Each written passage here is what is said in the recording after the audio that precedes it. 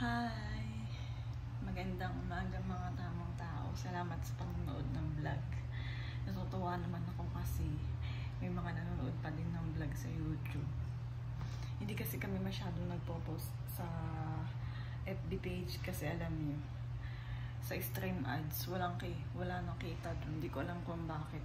Thankful na lang kami kasi may kita yung bonus namin. Yung bonuses yung performance bonus ni Meta. Kaya doon na lang kami gumawa. Kasi mas malaki pa yung kita doon kaysa sa gumawa ka ng long video tapos yung kita mo $1 lang.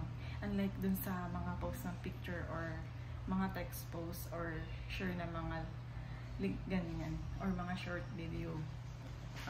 Kumikita siya ng nasa $10 ganyan or mga nasa 5 ganon. So, ayun, kaya hindi ko masyadong gumagawa or yung kapatid ko gumagawa ng long video sa FB page kasi mahina yung kita. So, swerte talaga kapag na-invite ka sa performance bonus katulad nga namin na-invite kami. And excited na kami sumahod ngayong month. So, medyo malaki yung masasweldo namin ngayong month na to. Kasi malaki yung palitan ng dollar ngayon. So, unlike nung mga nakaraang buwan, maliit yung palitan ng dollar.